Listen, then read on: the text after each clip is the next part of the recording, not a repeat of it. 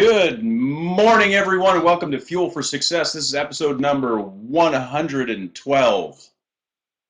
Every time I say 100 and something, it just freaks me out. But you know what? Yes. Talk to me, Mike. You can share with us how you feel. We're here for you. Tell us about it, man. Are you having bad dreams about the anything that has 100 in it? Talk to us, my friend. We're here. No, it's crazy to me.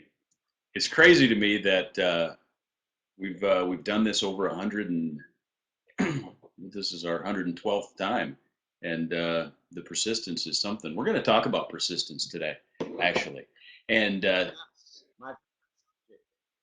today, just like every single Thursday, every single Thursday, we get together and we talk on Fuel for Success about business development, entrepreneurship.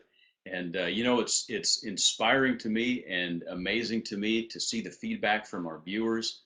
There's people that have been watching the show that maybe have never even thought about starting a business, and now all of a sudden they're thinking about it, go, man, I could really do this. And to me, that's humbling. It's inspiring, and it makes me happy. I love to help people out, and I love to hear the feedback. How are you doing this morning, my friend? yes. It's always exciting anytime somebody watches one of our episodes and becomes a better person as a result. And that's why we do it. That's why we do it every day. It's a grind. Let's be honest, it's a grind to do this every day. It's a privilege and it's an honor that one person would watch. Amen. To think that we've had now over 62,000 views on our 112 episodes is extremely humbling to me.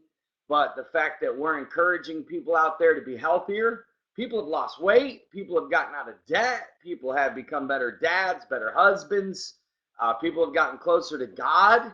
People have become better with their money, and people have, developed better, healthier relationships as a result. Like you said, there's literally been at least 5 people since watching Thursday's Fuel for Success on business and entrepreneurship that have been inspired to follow their dream and their passion and start a business. So very exciting, my friend. Very exciting. Glad to have you with us, Mike. Glad you're feeling good. Better, at least. Better. Yeah, definitely. Just on a quick personal note, this is the second time I've had Lyme's disease. It hasn't really been too bad this go round, and then all of a sudden last night it just like whacked me upside the head. It was pretty bad. So a good night's sleep and some rest helped. So I'm doing quite a bit better today. We'll keep my fluids up and juice a couple of times today, and hope for the best. Juice. Get after it, my friend. That's right. So I trust everybody's doing good out there. And I also, Mike, guess what else is happening today? What else is happening today? Today is my last day in Florida for about 23 days. Wow. Actually, maybe even more. Yes, I'm leaving tomorrow for Ohio, and I'll be in Ohio, Michigan, and Chicago. Just going up north for about 3 weeks. The best news about the whole thing is Caleb is going with me. So I'll be all packed up, and as soon as the show is over tomorrow, I'll be heading north, my friend. And just looking forward to, I'll be there in Turnpoint, Columbus, Ohio, doing a lot of preaching for their church over the next 3 weeks. The pastor is with his family out of the country, and I'm going to kind of take care of the church. So pray for those people there, my friend. No, it'll be a lot of fun. It'll be a lot of fun. Good. And then also on my way out of town tomorrow, I am picking up the first order of the Jesus Bible study. So I'm extremely excited about that. Anybody that ordered one, they will be in the mail tomorrow. So I'm excited about the first shipment going out. A lot of buzz about it. People are just now finding out about it. Mike, I love the Light of Truth, but I'm telling you this, the Jesus Bible study is going to be 10 times better than the Light of Truth.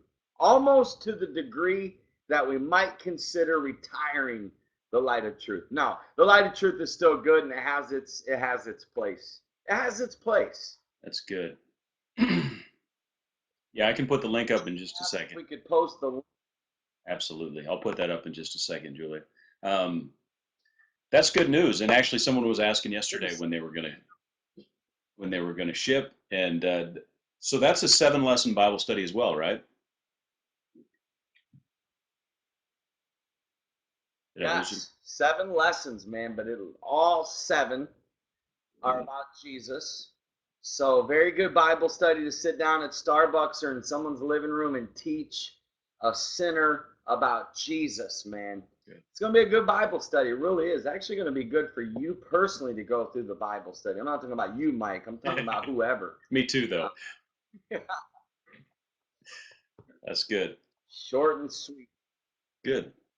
Hey, I'll put that link up in just a little bit here. I do want to jump into our topic today. We're talking about business development, entrepreneurship today, and as I mentioned in the beginning, this is our 112th episode. We've been persistent and consistent with the show, and doing it every day. Um, we're not both able to be here most of the time, but 90% of the shows we're both here.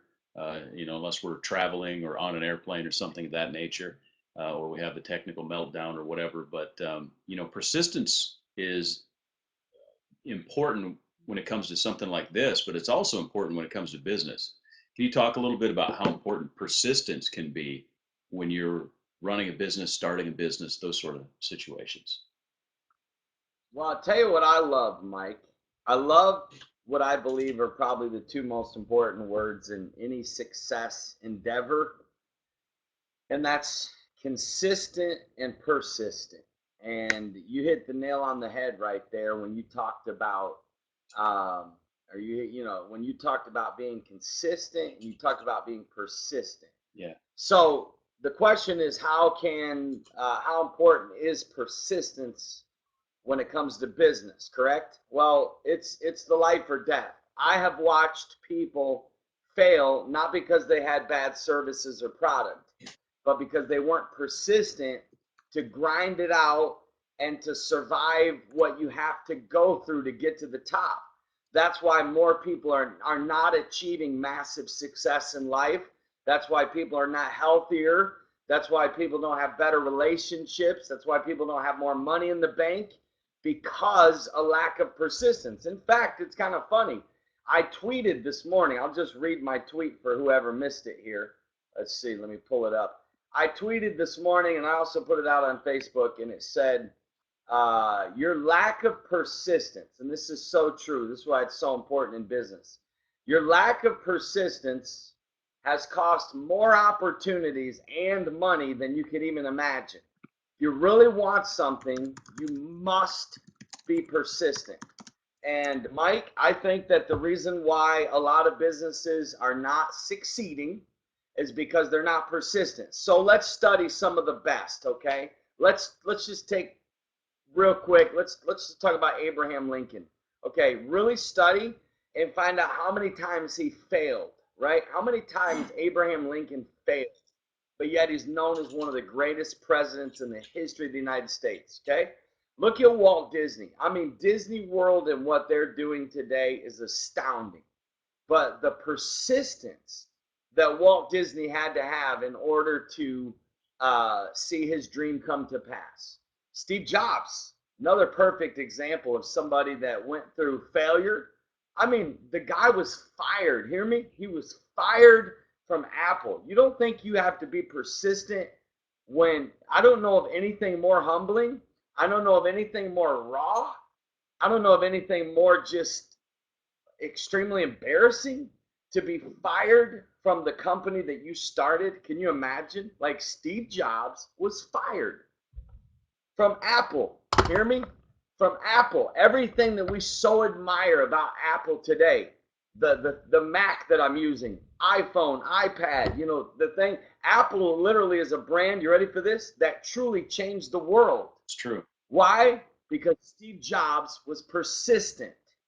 And if you're going to be successful, my friend, you have got to have a deep, deep resolve that you're going to persist in spite of setbacks, in spite of financial challenges, in spite of failure, in spite of betrayal, in spite of broken trust, in spite of people hurting you, in spite of getting sued. You know how many great people have been sued? You know, you have to be persistent in order to have a breakthrough in your business. So that's why I think it's so important. What's your take, Mike? I know that you also experienced and seen the benefits of persistence, and you've seen people, like I said, this goes in relationships too. Absolutely. How many relationships could have lasted had people been more persistent, and vice versa? How many relationships are beautiful, amazing relationships today because they persisted through the storms? They didn't quit. They didn't give up. You know, I just think that's extremely important. I love what Sherry said about Henry Ford. And really, you know, we could talk about Donald Trump. We can talk about anybody has extreme success. You know what that means? That means they took extreme risk. You know what that means? They had extreme setbacks and failures and headaches. Paula Deen literally went bankrupt 3 times. Hear me? 3 times bankrupt, foreclosure, cars repoed. Paula Deen? Okay, so don't whine anymore, my friends. Hey, one of the most toxic things that you can have in your mind is the perception of choice. Um, Ooh, in a relationship ooh. or in a business, is, when you feel like, hey, I've got other options, um, that can poison every thought that you have and every decision that you make. So that's why persistence, and sometimes Matt, you and I will talk about, hey, it's time to burn the boats or burn the ships or whatever. And so you're saying, hey, I'm making a total commitment. I'm not going to have the idea in my head that there's a choice after this. And and so that is where your persistence comes from, that understanding that there is no other choice, that there's only one direction, there's one path, there's no plan B.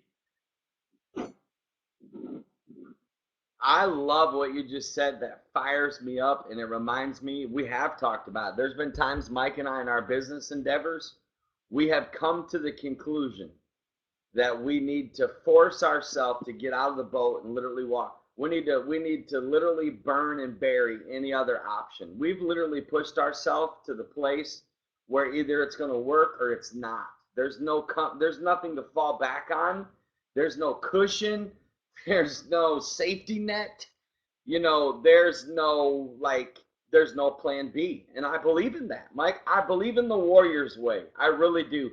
I believe in the all in, burn all the boats, cut all ties, and make it happen. Persist. I literally believe in that wholeheartedly. And I believe when people get to that place mentally, when it comes to their business, like literally, a business owner will sleep in his car if he has to. I'm not lying. A business owner will sell everything he has if it comes to it. And when you're resolved to do whatever it takes, it's not just a cute saying. When you develop a whatever it takes mentality, that's persistence.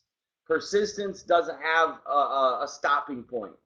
Persistence doesn't have, persistence doesn't die. It persists. Persist. It persists. I just realized, we had Jeff Fleur on here for a minute. We should have probably brought him on. He's the CEO of Spreecast. Um, he Oh, was on the show just a little bit ago, but whoa. we lost it. He dropped off, but should have brought him on and said, hey, Well, let me tell you about the technical problems we. he's probably coming on to say, okay, guys, are you happy now? Probably. Jeff, if you're listening, man, we would love to interview you. Yeah. Yeah, he's actually an entrepreneur. He's started several businesses, and would have been a great guy to have on. I saw his name, and I'm like, and I thought it was someone from our network, and I'm like, oh wait, no, that's not. Anyway, hey, let me ask you this then. We talked a little bit about some mental things that we can decide, like getting rid of the illusion of choice. What are some other things that a person can do to become more persistent, to be able to take their business to the next level, or even to get their business off the ground? You know, Mike, persistence is a spirit. It's an issue of the heart. It goes so deep. How you become more persistent is you make yourself go through more rejections. You make yourself try more things. You make yourself take more risk. Like there's no safe way to it. This is not a microwave answer here. Persistence has nothing to do with the microwave. Persistence is all about it's all about the coals, man. It's all about the dig. It's the grind. It's the heart of the matter. It's the heart that says, I'm gonna do whatever I have to do. I'm gonna explore every option, and then when I'm out of options, I'm gonna find more options. There's no such thing as I'm out of options. I'm gonna find everything that I humanly possibly. You know what inspired me? Do you remember I don't know if all of you might have, maybe you haven't seen it, but you remember that movie Extraordinary Measures? It's been so long since I've seen it, but it popped back in my mind. I believe it was about the dad whose daughter became ill or something like that. He went to these extreme measures or extraordinary measures to find a cure. That's persistence. That's what you have to believe so deep. So how do you get more persistent? Is literally faith. Go through more adversity, go through more no's, go through people telling you that this is the worst idea. You know, think of Colonel Sanders. Okay, I read something yesterday, and this is a fact. I'm going to pull up the exact because I saved it. I'm going to show you. Like, think of Colonel Sanders here. Okay, that his recipe was rejected 1,009 times before a restaurant finally accepted it. Wow. So don't tell me you're persistent until you've been rejected over 1,000 times about your idea. You can't even tell you the amount of, the movie It's a Wonderful Life. Like literally, who was it? Frank Capra, is that how you say his name? The producer, the guy that wrote the movie. It was rejected so much that he literally threw it in the trash. And it was his wife that pulled it out and saved it because she still believed in it. Wow. You know, like the amount of failure that I just can't overemphasize today the amount of failures that you really need to go through to get to success. It's not easy. It's not all golf clubs and cruises and $1 million yachts and mansions. It's really not. It's extreme. The path to success is extreme heartbreak, pressure, trials, failures. Quantify your failures. That's what I would say to anybody. To become more persistent, you've got to go through more failure. That's good. I should be getting close then. Ain't that right, Taylor? My son's in the other room. Ain't that right? He told me the other day, he said, Dad, I don't want my path to the major league to be easy. I said, oh, don't worry, it's not going to be. Yeah, you won't have to contrive that. Yeah, it's brutal, son. You're gonna cry yourself to sleep many nights. Yeah. Absolutely. I like what Carol said too. It's like don't put the cart before the horse. It's you don't like start a business today and start living like a CEO tomorrow, right? There's a Okay, let's take people like Donald Trump, for example, okay? So many people envy him. Oh, he's got a silver spoon in his mouth. He's rich. He's got all this money. Listen, Donald Trump probably outworks 98% of Americans right now. Yeah. You hear me? With all of his money, with all of his fame and success, we don't realize that these people that what we think have arrived, how hard they still work, even when they've arrived and could cash in. And that's what you have to understand about people that are wealthy or successful. That it's like case in point, Anthony Mangun. I've been around Anthony Mangun a lot. Probably the hardest working pastor I've ever met. So people could look him and saw that's Anthony Mangun. His mom was G.A. Investa Mangun. He runs 2,000 people in his church. He's got all kinds of money. Oh no, my friend. He outworks most of the pastors I've ever met. So it's not about that. It's about your work ethic. It's about your grind. It's about your personal fight and passion to keep pushing. Like you live one life. That's it. Hear me? One life. So make it count. Yeah, exactly. That is a good point. Got me inspired thinking about Donald Trump. I'm a Donald Trump fan myself. Do I agree with everything he does? No. I respect anybody with a work ethic. I just do. Yeah. Absolutely. It's totally lost my thought. Sorry. I'm jumping topics here trying to handle some questions coming in. Come on. It's okay. I got to step it up. Come on. Sometimes it's Where's your coffee?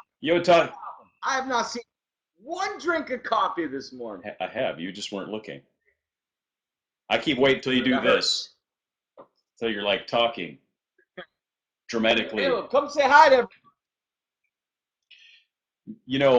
When it comes to son. persistence, like right before the show, we were like a minute late because I was finishing up a piece of code. We have one of our customers is looking at some of our stuff today, and I had two fields in a web form that had the wrong label on them. I'm like, I got to get this fixed before the show, and so that's probably why we were a minute late getting started. But that kind of persistence, like, look, we got to get it right. Take care of it now. That's right, man. That's exactly right. You got to have a do it now mentality. Most people don't have a do it now mentality. They're slackers. You can't be a slacker to be successful. That's all there is to Right. it. Success, people have an illusion and a fantasy about success. Most people couldn't even handle success. The success they fantasize about, they couldn't even handle it. So don't allow yourself to get an illusion of all these people that you see on TV. Like people maybe like Oprah. Do you have any earthly idea how tough her life is? LeBron James, like the guy can't even go to the mall. Like literally couldn't even go to the mall if he wanted to just to chill. You know? These guys got to go to other countries just to escape and get some type of normalcy.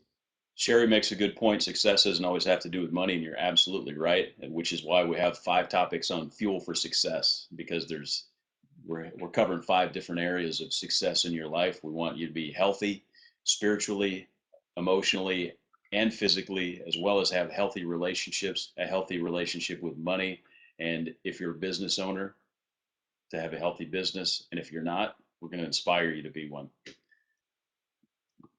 That's good. Very good. Hey, Caleb. Hey, Matt, random. Give me a sales tip for today. There's some salesmen on here that may be like, hey, how can I increase my sales? Give me a quick tip. How can I be a better salesman? You know what I've been on? I've been on an extremeness of the fact that most salespeople don't understand the value of selling value. A lot of times they try to win on price, and we could talk about the difference between price and value right now. Case in point, okay? When value exceeds price, or when perceived value exceeds price, what is that? Let me read it. What's it say?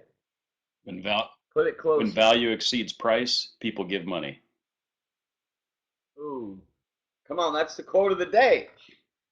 When value exceeds price, people give money. Case in point, when I went to Starbucks yesterday, okay? There was a line literally all the way around the entire Starbucks. Literally, it was a circle of the drive-thru around the whole Starbucks. Okay? Why? Because the value exceeded price. I mean, they're all paying $3 to $5, and they're all waiting 10 to 15 minutes to get their drink. Why? Because the value of what they're getting and the perceived value far exceeds the price. Mike, case in point, if your daughter gave you a watch, right, and she said, Dad, I saved my money for a year to buy you this watch. I know this means a lot to you. Like, somebody could walk up to you right now and offer you $5,000 for that watch, and I know that you wouldn't sell it. Like you could be broke and you wouldn't sell it because the value of that watch is higher than the price. So a lot of salespeople are so focused on price and they're afraid to really talk value. Like if you really are selling something and you believe in it so much, you literally believe it's a crime. Like you're committing a crime not to tell people about your product and service.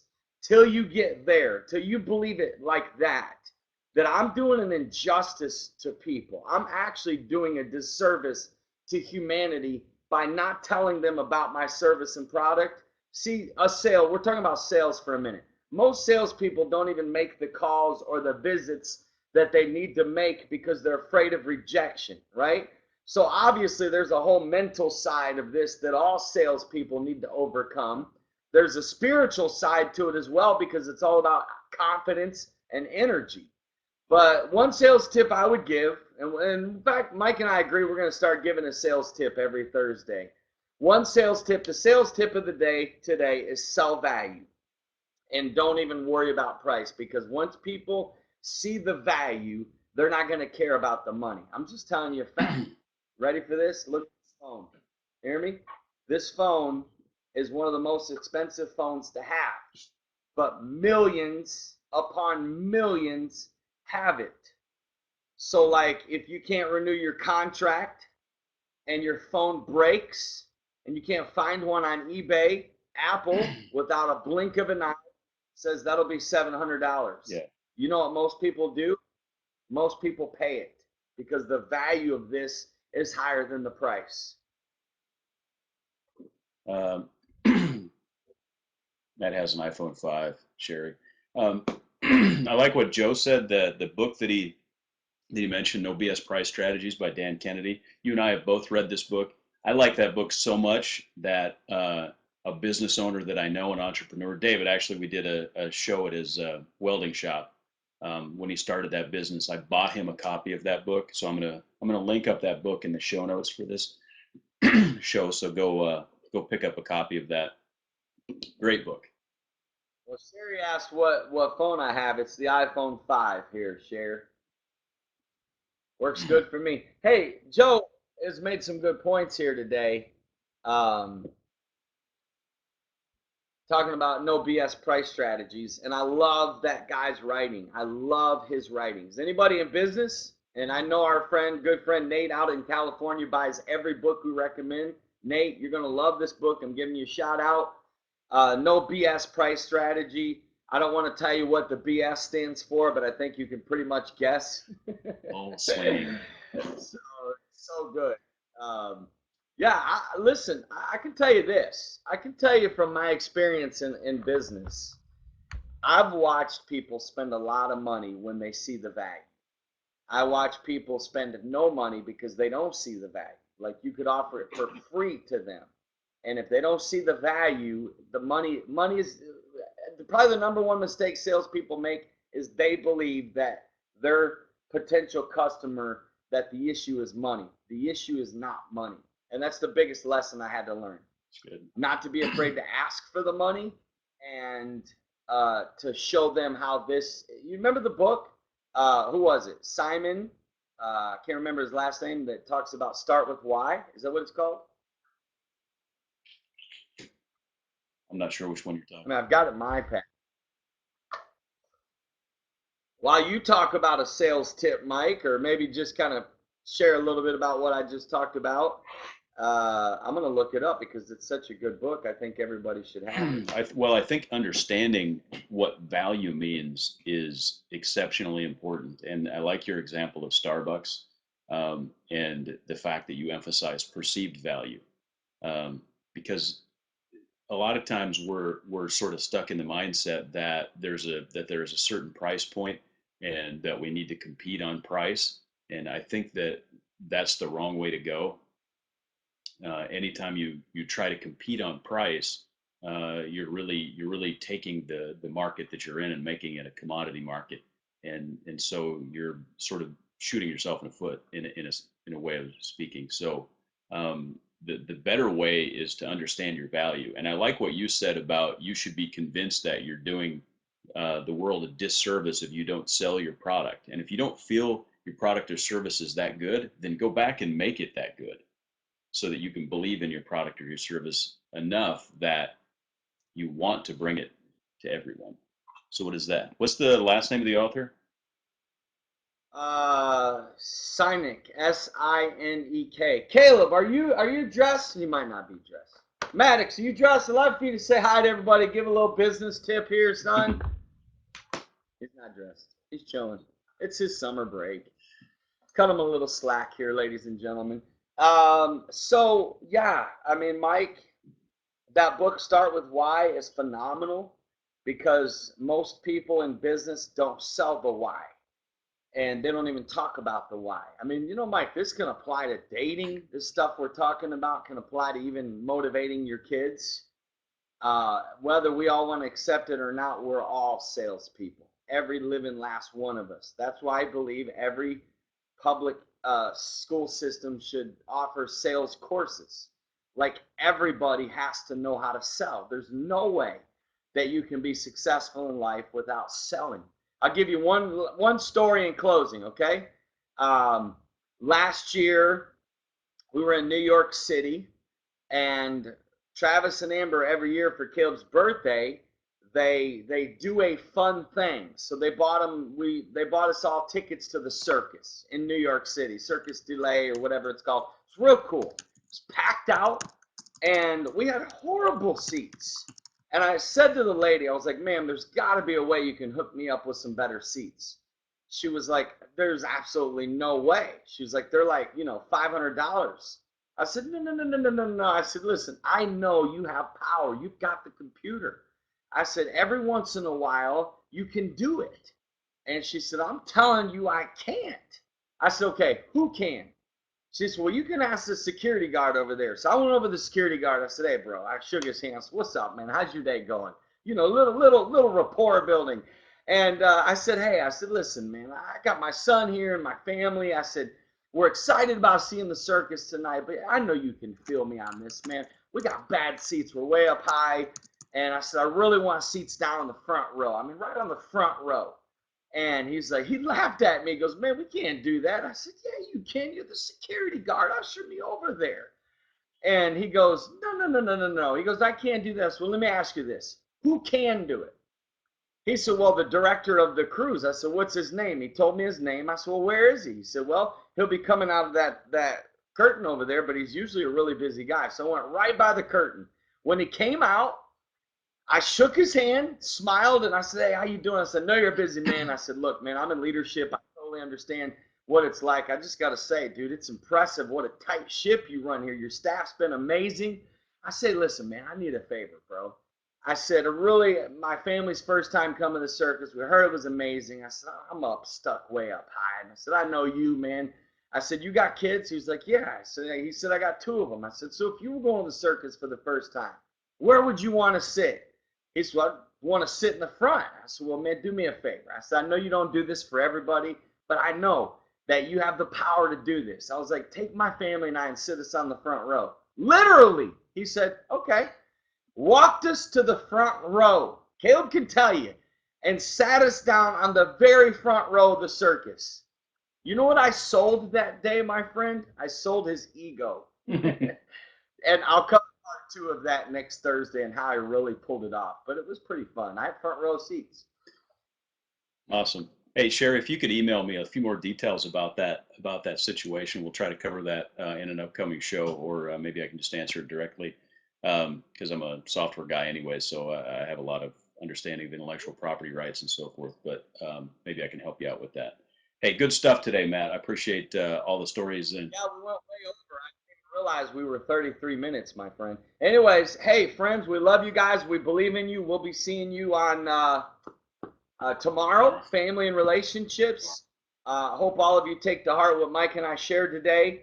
And really, all of you need to increase your value in the first place. Some of you are devaluing yourselves, and that's why you're not having more success. Just take that and chew on that all day. All right, we love you guys. We'll see you tomorrow at 9 a.m.